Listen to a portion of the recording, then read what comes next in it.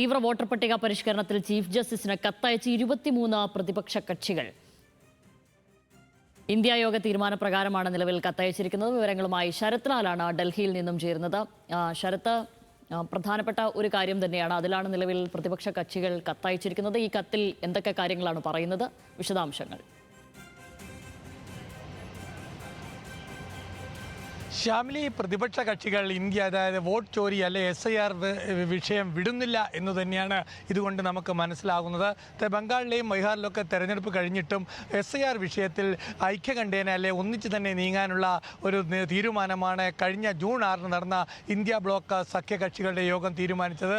അതനുസരിച്ച് 23 സഖ്യകക്ഷികളുടെ ഒപ്പാണ് ഇക്കാര്യത്തിൽ ചീഫ് ജസ്റ്റിസിന് നൽകിയിരിക്കുന്നത്. ഇതിൽ പ്രത്യേകത ആം ആദ്മി പാർട്ടിയും അതുപോലെ DMKയും ഈ SIR വിഷയത്തിൽ ഇന്ത്യ ബ്ലോക്കിനോടൊപ്പം ഒപ്പിട്ടിട്ടുണ്ട് എന്നുള്ളതാണ്. ചീഫ് ജസ്റ്റിസ് നൽകിയ നിവേദനത്തിൽ DMKയും അതുപോലെ ആം ആദ്മി പാർട്ടിയും ഒപ്പിട്ടുണ്ട്. ഇത് ഇന്ത്യ സഖ്യത്തിനെ സംബന്ധിച്ചുള്ള ഒരു ബൂസ്റ്റിംഗ് എന്ന് തന്നെ നമുക്ക് പറയേണ്ടി വരും. ഏതായാലും SIR വിഷയത്തിൽ പിറകോട്ടില്ല.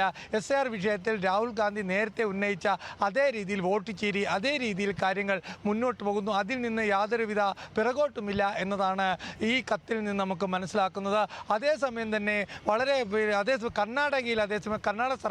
കർണാടക മുഖ്യമന്ത്രി കോൺഗ്രസിൻ്റെ മുഖ്യമന്ത്രി DK ശിവകുമാർ SIR നടപ്പിലാക്കേണ്ട ആവശ്യകത ഇന്ന് രാവിലെ പ്രഖ്യാപിച്ചതും ഇപ്പോൾ ശ്രദ്ധേയമാണ്. കാരണം കോൺഗ്രസിൻ്റെ രീതി വിട്ട് അല്ലെ കോൺഗ്രസിൻ്റെ നയം വിട്ടാണ് SIRന് DK ശിവകുമാർ പരസ്യ പിന്തുണ പ്രഖ്യാപിച്ചത്. ഏതായാലും 23 പ്രതിപക്ഷ കക്ഷികളും SIR വിഷയത്തിൽ സുപ്രീം കോടതി ചീഫ് ജസ്റ്റിസിൻ്റെ വാതിൽ മുട്ടിയിരിക്കുകയാണ് ഒരു കത്തിലൂടെ.